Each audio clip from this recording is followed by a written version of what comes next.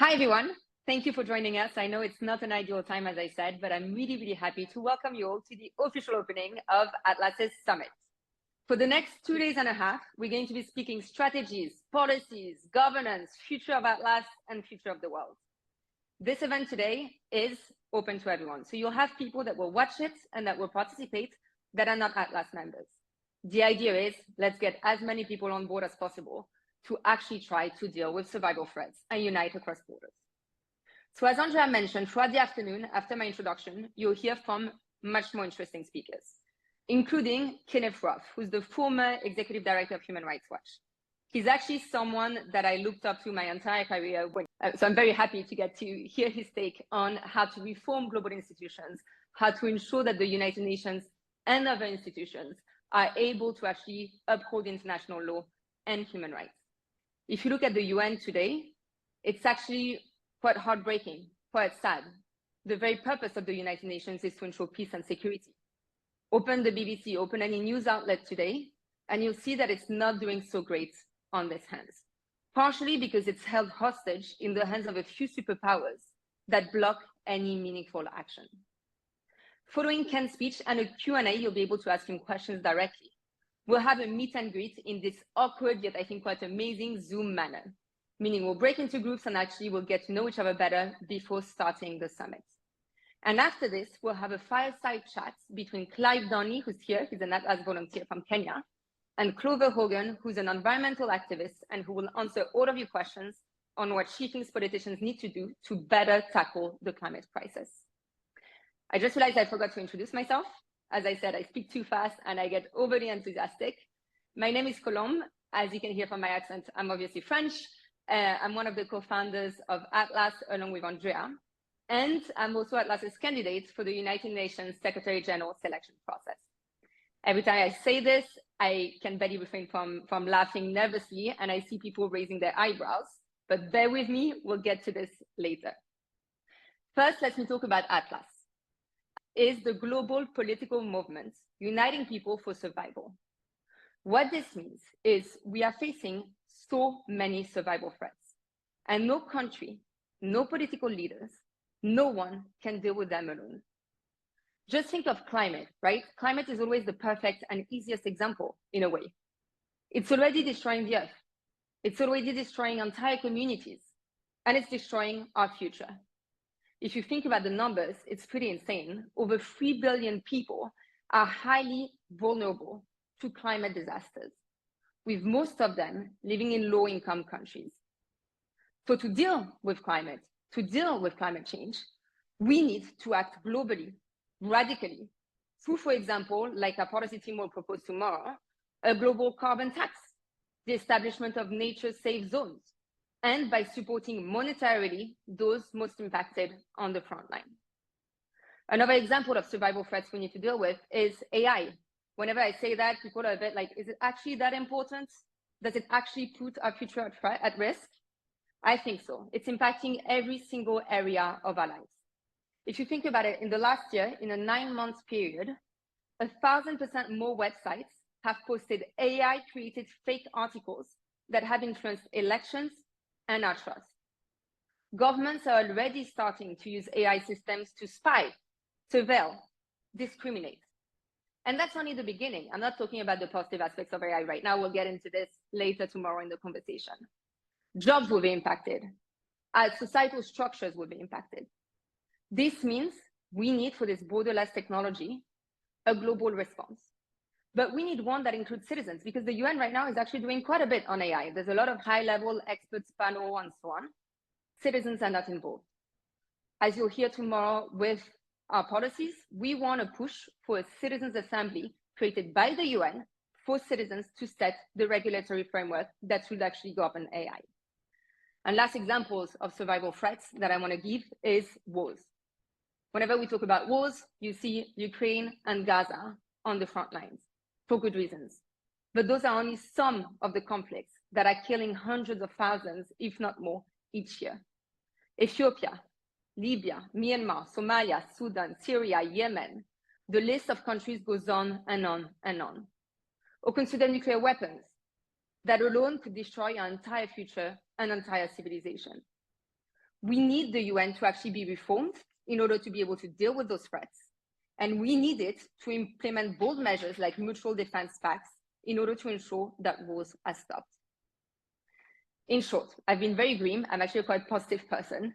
We have ways to deal with those issues. We are facing all of those threats, and those threats are huge. But if we collaborate globally, if we start working together, we can solve those threats. And that's what we are attempting to do at Atlas. After years of advocacy, this summit marks the moment when we will start running for office at all levels of government in every single democratic country and the United Nations to ensure that we not only survive, but that we can actually have a future where humanity can thrive. So it's my pleasure to open this summit. I want to tell you what to expect and why I profoundly believe that it's more important than ever to work across borders. I want to tell you about the work that hundreds of volunteers have done over the last months to get it here. But first, because I already mentioned it, I want to talk about everything that's wrong.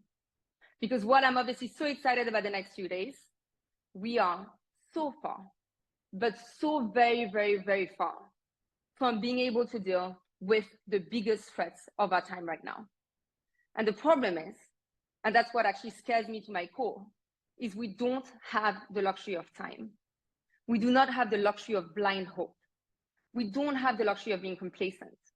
We need to act now, we need to act fast, we need to unite, because lives are being lost every single day.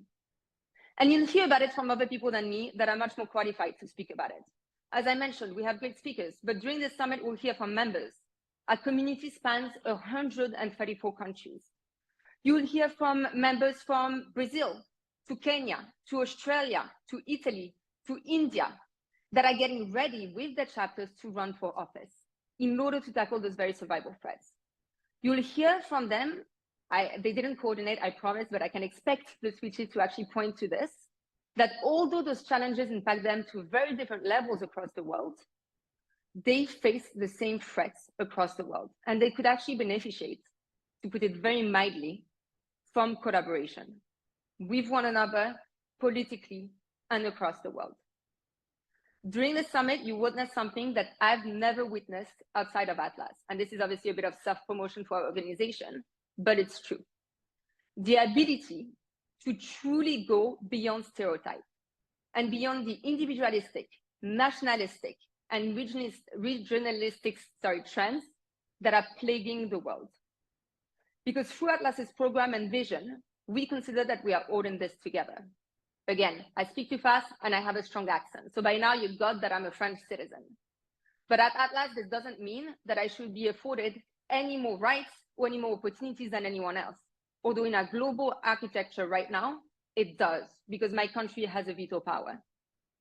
As such, at Atlas, our response cannot afford to be hypocritical, to be picking and choosing which values and which human rights to uphold based on the political capital that this can give us. And we see this every single day, if you think about it. Yesterday, the president of the European Commission was re-elected. The US president is also guilty of the same thing, of standing very strongly with Ukraine, which I think is a great thing. We should be standing very strongly with Ukraine, while standing with Israel's Netanyahu, that is accused of war crimes and crimes against humanity and acts of genocide. We see this hypocrisy that is something that we can't do at Atlas because we have members all over the world, so we can't pick and choose when our values are actually upheld. Now, I'm almost done. I want to ask you 2 seconds to go back in time to tell you about the history, 2 seconds of the movement before we get started. So we founded Atlas on the 1st of January, 2020. I mean, Andrea and I, we both have a background in European politics. We founded European political parties in the past with the idea of countering far-right trends, with the idea of actually being able to solve those regional issues that national parties can't solve. We did this almost successfully. We elected people across Europe.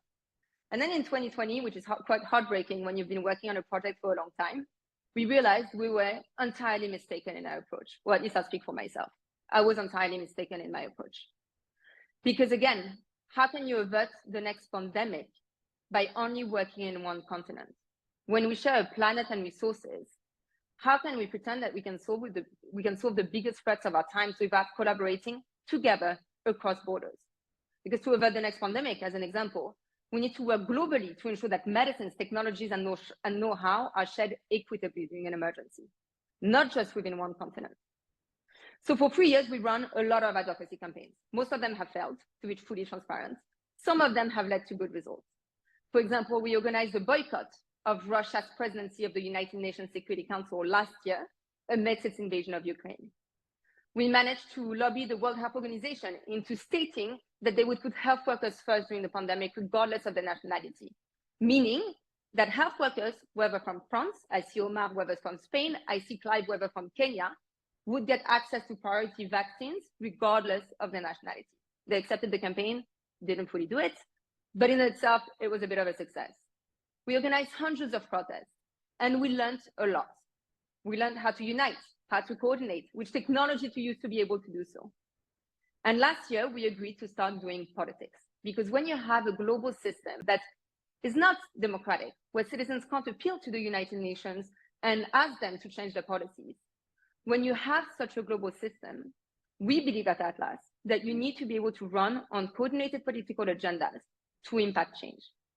And so for the last year, we've been working really, really hard with all of our volunteers all over the world to actually prepare for this transition. And today marks the moment where this becomes a reality. This summit will see a political program for the United Nations Secretary General selection process. That's the biggest mouthful ever, which is basically the UN chief being selected by 5 countries. So a program being voted upon or voted down, who knows. We'll see a strategy being debated, being vetted, and being approved, and our next steps laid out clearly. And as I mentioned, just to talk about it quickly, I took the first step. I'm heading Atlas's campaign in the United Nations Secretary General selection process. Because as I mentioned, climate, AI, wars are not currently adequately tackled.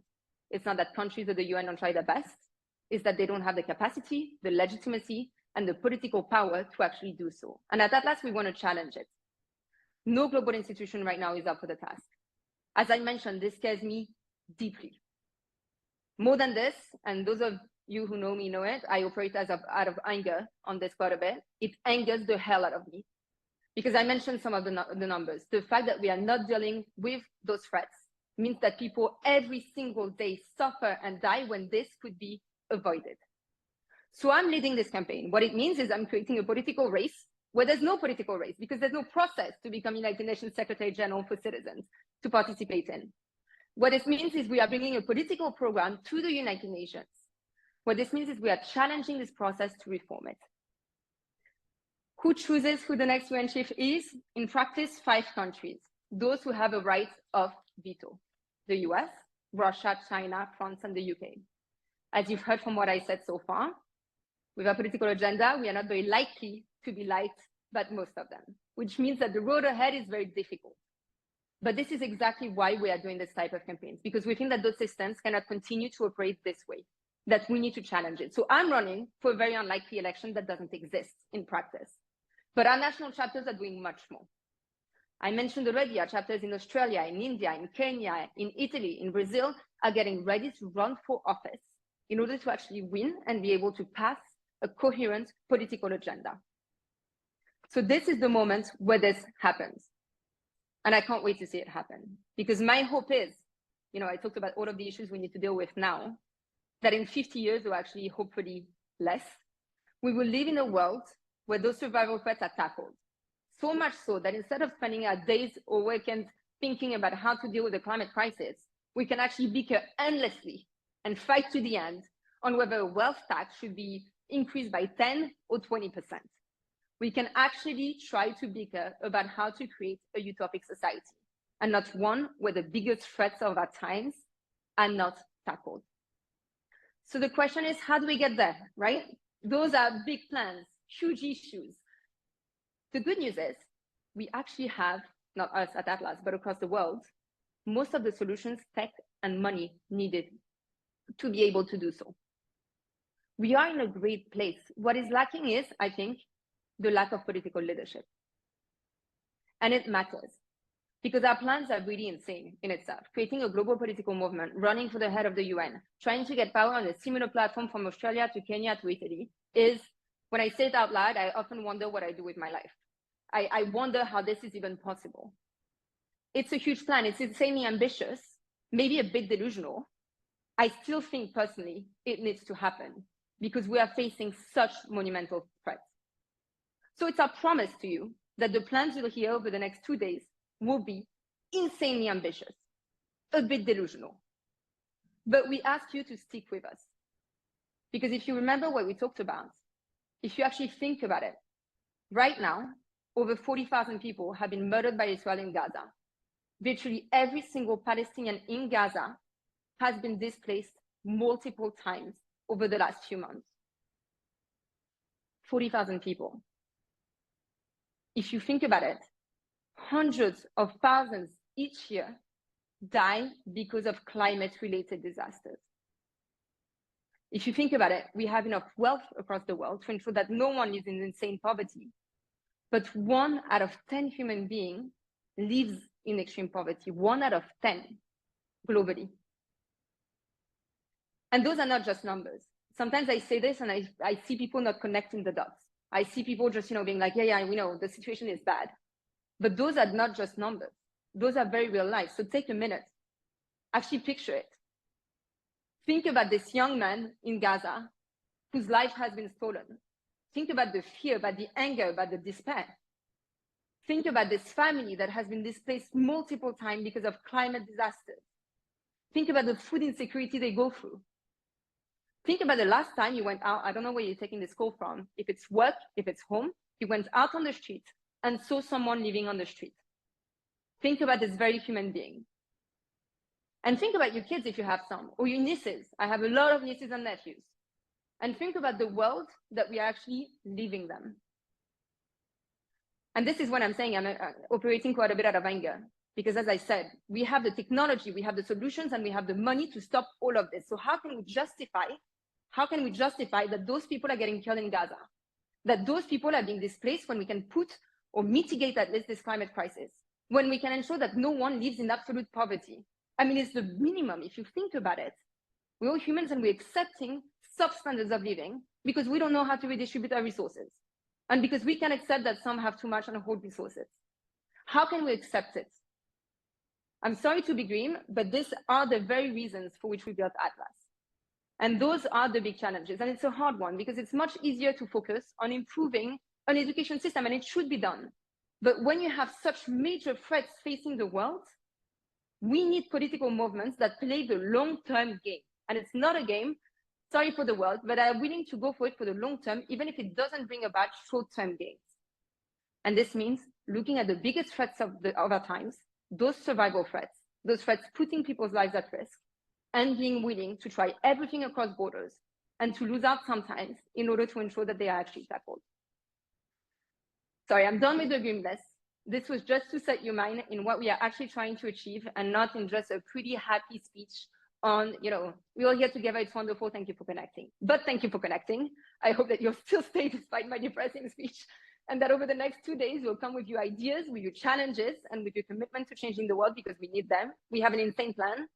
We need your ideas on how to make it happen. It won't happen with just 2 thinking heads. And that's why we have over 25,000 people in that community.